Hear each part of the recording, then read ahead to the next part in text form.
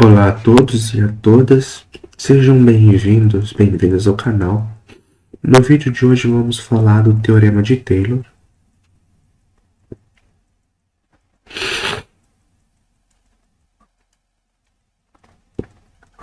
E esse Teorema de Taylor ele vai formalizar o que a gente falou da última vez da chamada Fórmula de Taylor. Tá? Então, para começar, nós vamos pedir que a f ela seja definida no intervalo fechado AB. Não só isso, né? Seja contínua. E suponha que as derivadas que as derivadas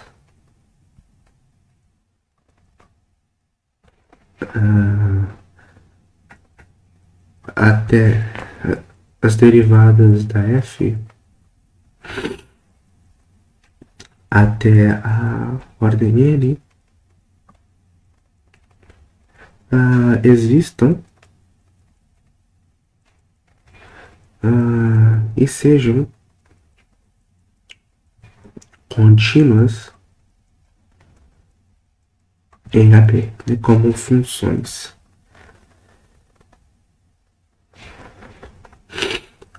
Além disso,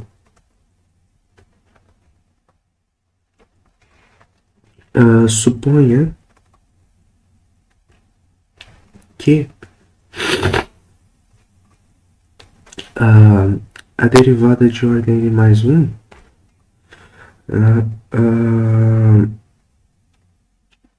ela exista, né? Seja bem definido em A, B. Então tá, né? Então, tu começa com uma função contínua, tu pede que ela tenha derivada até a ordem n mais 1. As derivadas, elas existem no intervalo derivadas até a ordem n, elas vão existir e são contínuas no intervalo fechado AB, mas a derivada de ordem n mais 1, tu pede que ela só exista no intervalo aberto AB. Né? Então, a gente está meio que parecendo aqui um pouquinho com o teorema que a gente viu do anterior aos teoremas do valor médio. Né? Bem, como é que a gente vai... o que a gente vai ver agora, né? Então tá, né? Seja C um ponto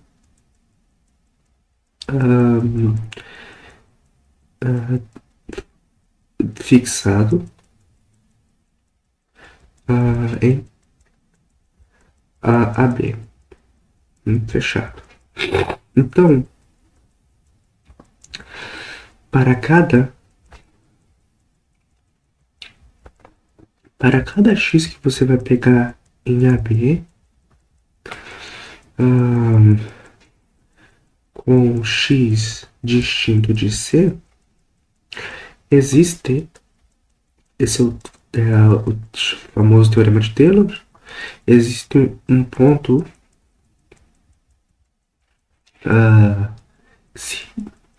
entre x e C, entre, quero dizer, mais distinto de x e C, tal que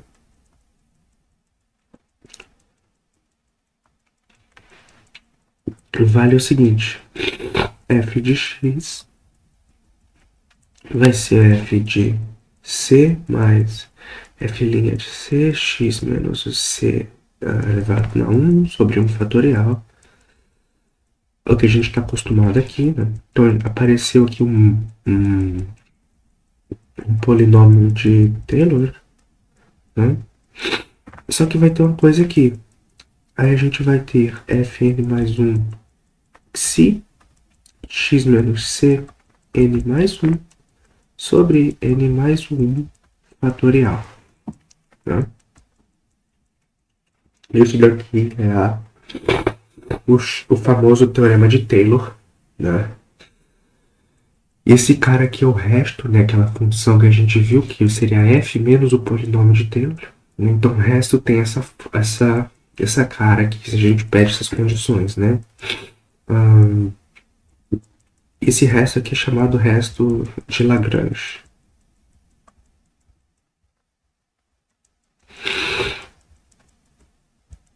Beleza, né? O que acontece aí? Bom, se a gente olhar para o que está escrito aí, é meio que claro que, por exemplo, se existisse só até a derivada de ordem ímpar, né? Aqui somente existe, né, em AB, mas menos a continuidade, a gente ganha o teorema de Lagrange. Tá? Então, de certa forma, esse teorema aqui generaliza o teorema de Lagrange. Tá? Como é que a gente vai fazer a demonstração? A gente vai, como a gente fez lá no teorema do valor médio do Lagrange, a gente vai construir uma função e a partir dessa função a gente vai usar algumas propriedades interessantes. Por exemplo, o teorema de Rowle. Né? A partir do teorema de Rowle a gente consegue deduzir algumas propriedades interessantes, né? E finalmente chegarmos numa coisa assim. Tá? Então tá, né?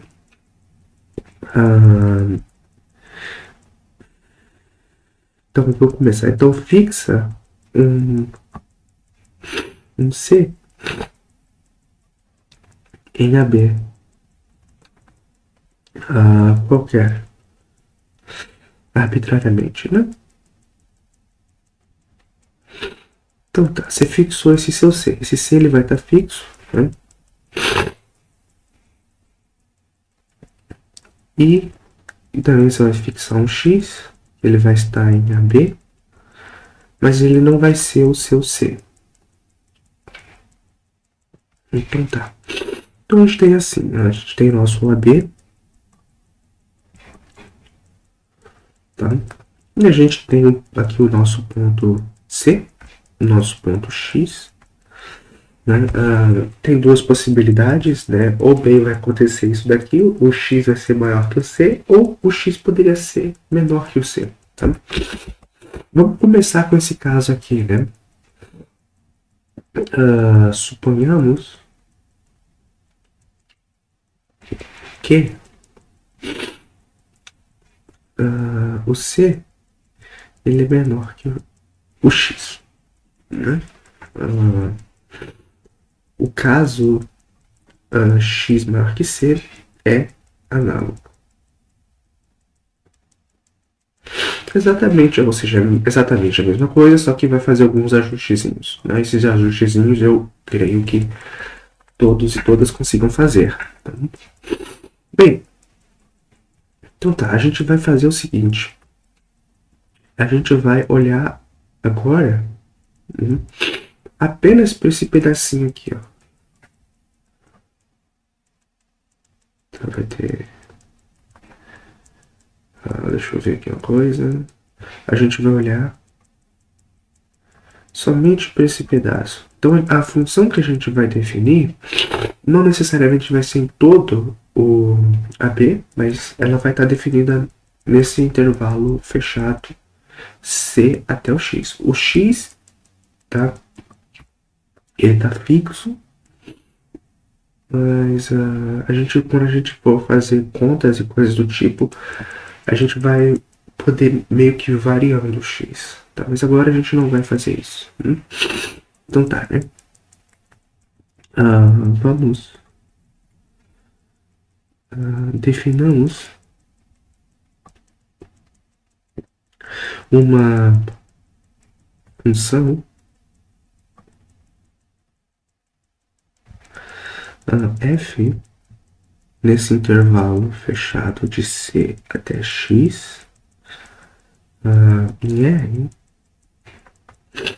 com a seguinte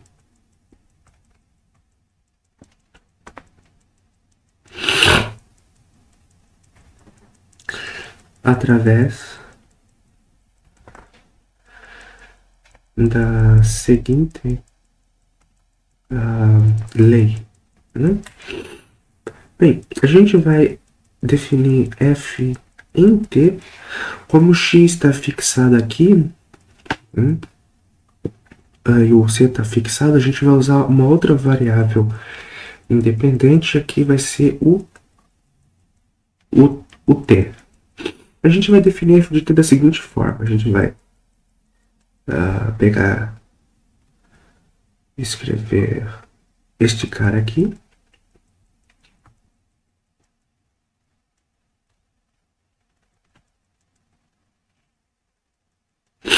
o que eu posso fazer? Será que a gente pode ser ali mesmo? Não sei, vamos ver. Vamos ver.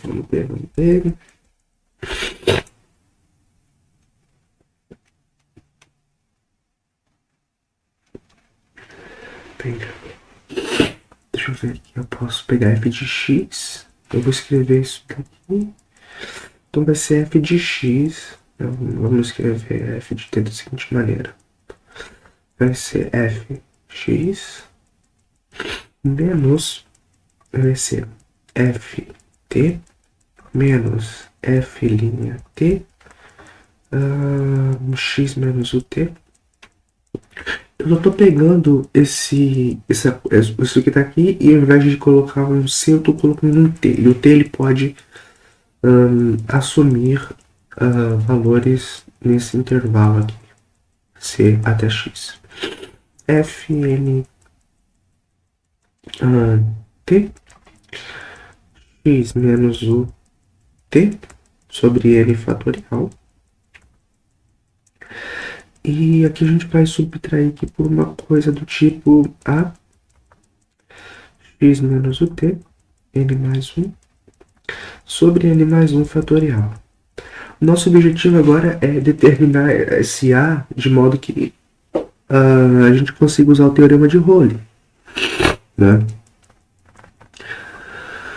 Bem, né? Nota que onde o a queremos determinar. Então, esse t aqui ele vai estar entre o x e o c, como foi dito ali.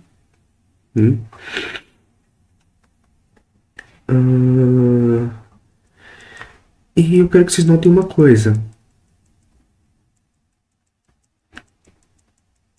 Então, nota que a f é, bem, uma constante menos f de t, que é uma função contínua, f' de t, que também é uma função contínua, né, onde está definido aqui. Bem, a f é contínua porque é combinação linear. Combinação linear de funções contínuas. De funções contínuas. Tá? Então, a f é contínua.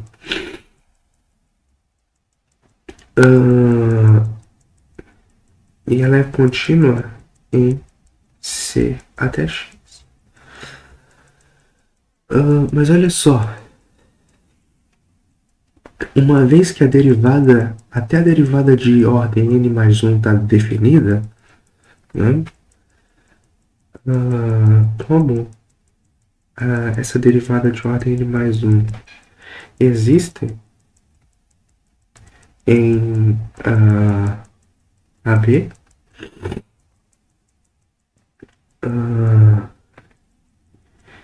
então também existe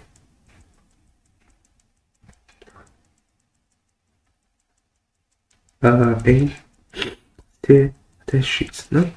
O x,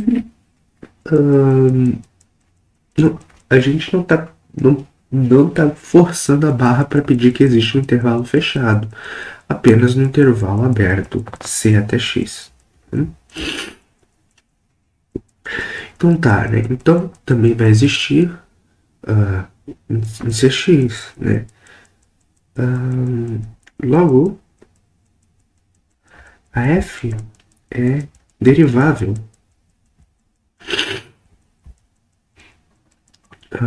em cx e a derivada da f no ponto t, e o t ele é um número real, ele está variando aqui em c a x, né?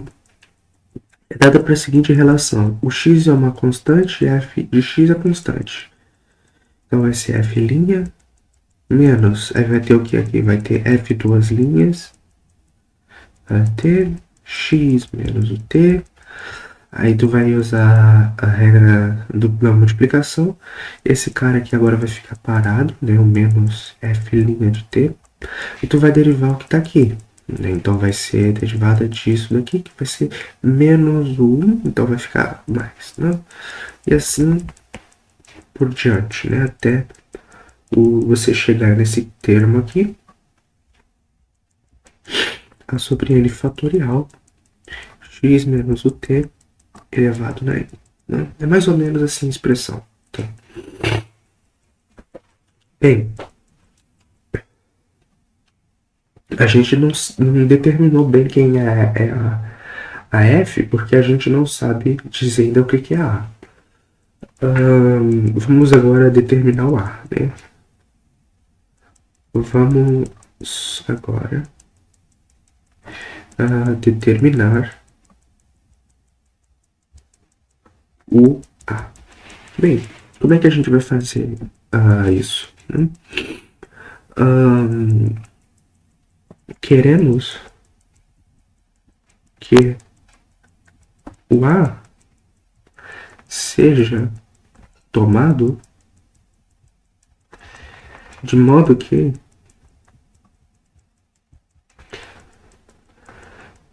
F zona maiúscula, desculpe, F em C seja zero.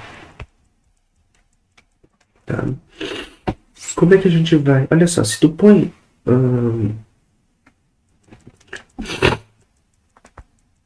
como é que a gente escolhe isso, né?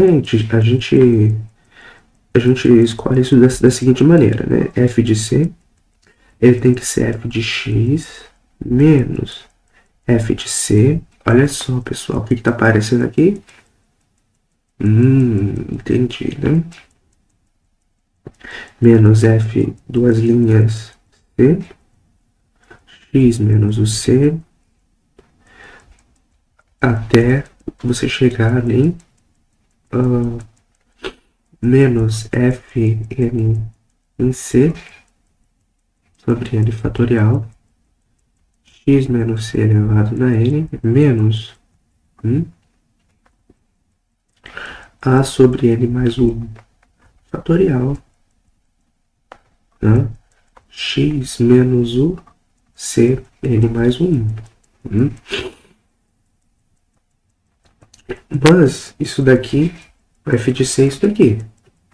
Logo, para você escolher o a de modo que aconteça isso, logo devemos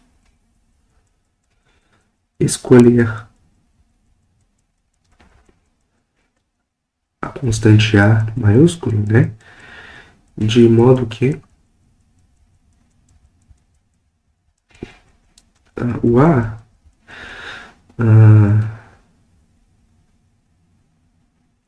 como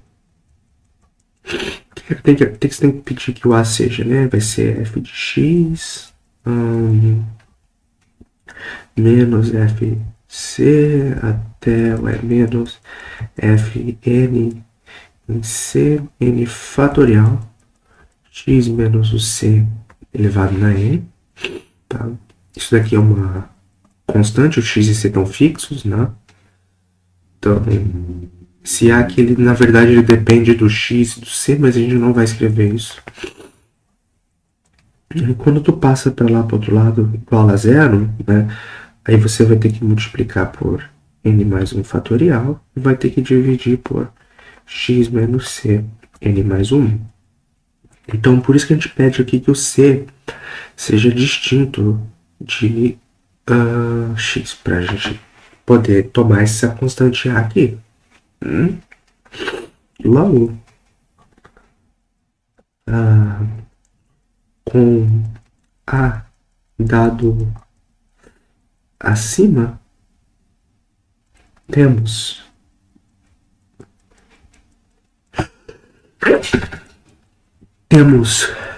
f em x. Se você substituir, né, aqui em cima a expressão da f por x, aqui vai zerar, zerar, zerar, zerar. Vai ter f de x menos f de x, zero. Então vai ser zero. E a gente viu que pela forma que a gente escolhe esse a, f em c também é zero. Bem, então a gente já está nas condições do teorema de Rowley, né? Então, estamos nas condições do teorema de Rowley.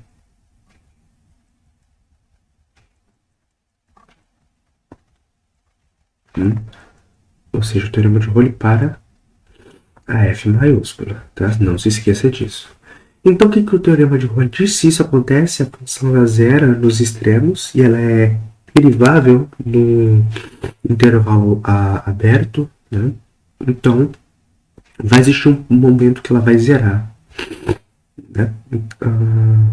Logo, existe um momento que a derivada vai zerar, né? Então, vai existir um xi, e esse xi ele vai estar entre cx, sem ser o c ou x, e ele vai estar entre cx com xi maior que 6 e menor que x, né? Pela essa hipótese que a gente fez aqui inicial, né, de que o c é menor que x, então tem que ser assim. Tal que, bem, vai existir esse xi de modo que aconteça isso. F' de xi vai ser o zero. Mas olha só, se tu olha bem aqui, né, vai ter uma coisa muito interessante aqui. Se tu olhar na expressão da derivada da f zona, olha bem na expressão da f zona. Os caras aqui eles vão se cortar, ó. Quando tu derivar a f duas linhas, vai aparecer f três linhas. Aí tu vai ter que derivar mais uma vez pela regra do produto, vai ficar f duas linhas x menos o t, só que vai ser positivo. Então esses caras vão cancelar. Mas olha aqui, quando tu chega na derivada de ordem n, porque você vai ter que derivar mais uma vez, né? N mais 1 t, x menos o t, opa, aqui tá n, acontece e depois você vai ter que usar a regra do produto, né? Então esse cara fica fixo e tu vai derivar esse. Aí vai ficar f de f nt x menos t n menos 1 sobre n menos 1. E isso daqui vai acabar cancelando com os caras que veio antes, né? Mas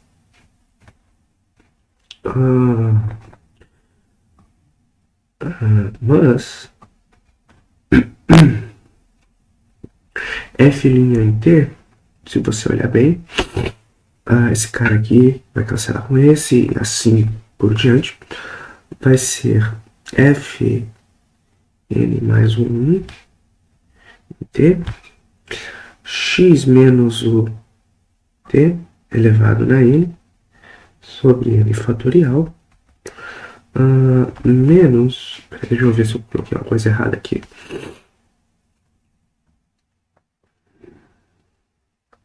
A gente põe menos mesmo, ou tem uma coisa meio errada que eu fiz?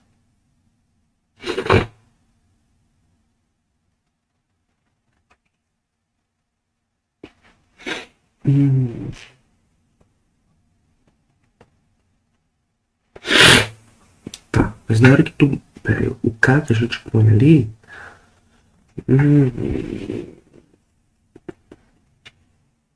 Opa, aquele cara ali, ele tem que aparecer um... Isso daqui é menos o A, né? Porque na hora que a gente faz... o A vai pro outro lado. Deixa eu ver o que eu fiz errado aqui. Eu acho que eu errei o sinal. Então tá. Bem. O que eu tô fazendo aqui de errado? Deixa eu ver uma coisa. Tem um sinalzinho errado aqui, talvez. Deriva a primeira vez menos F2 linhas de corta. Aí a próxima vai ser F2 linhas. Vai aparecer um F3 linhas. Vai ficar com menos, aí vai aparecer um F2 linhas de T. Aí vai aparecer X menos o T vezes menos 1, pronto, vai, então corta, né? Aqui que vai acontecer? Vai aparecer F mais 1, então tá. Mas o que acontece?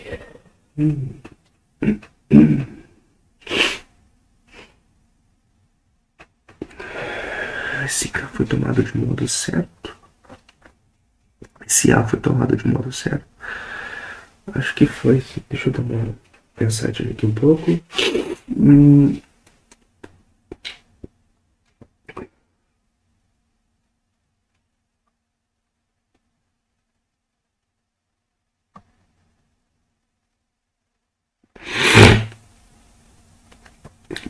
Beleza, né?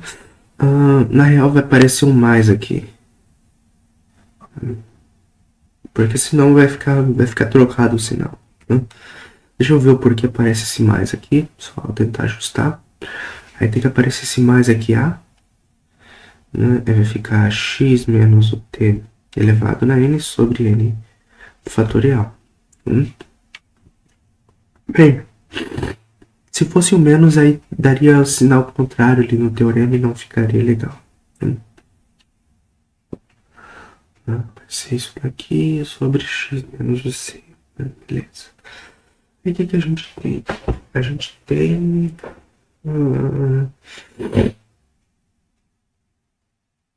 Deixa eu ver um pouco, pensar.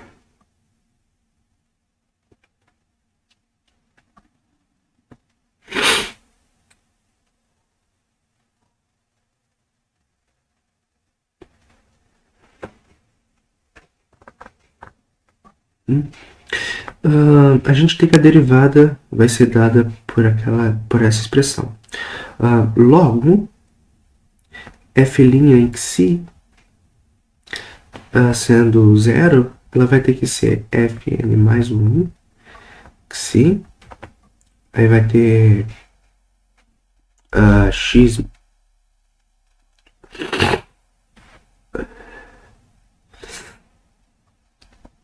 mais 1 xi sobre n fatorial, x menos o xi elevado na n, mais a sobre n fatorial,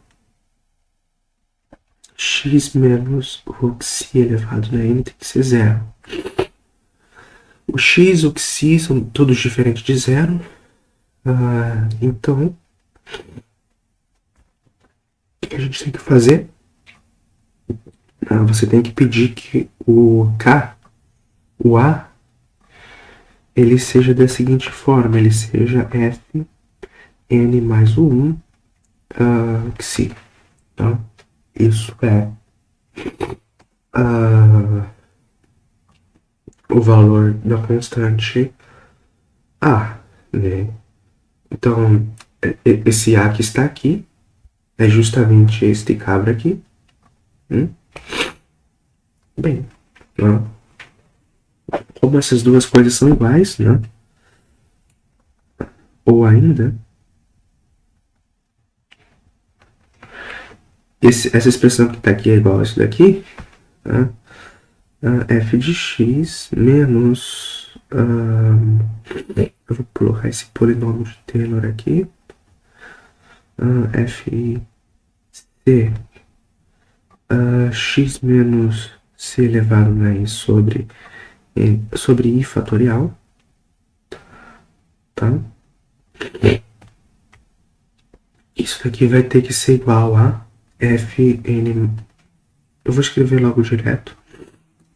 Você pode multiplicar isso daqui por x menos c e dividir por n mais 1 fatorial. Então você vai ter, tá? Você vai ter o seguinte: a f ela vai ser aquele polinômio de Taylor mais esse cara aqui, né? Conforme a gente tinha dito aqui na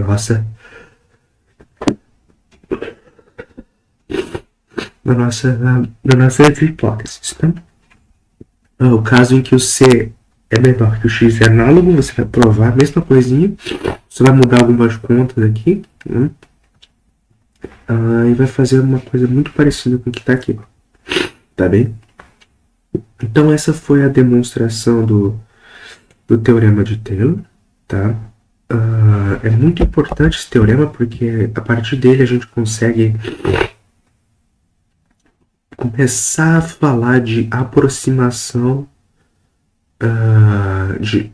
por polinômios, né, de uma função com todas essas propriedades legais, né? Pessoal, eu agradeço muito a todos esse canal aqui. Não se esqueça de deixar o like, comentar e ativar o sininho de notificações para novos vídeos. Um abraço a todos e aguardo vocês no próximo. Tchau.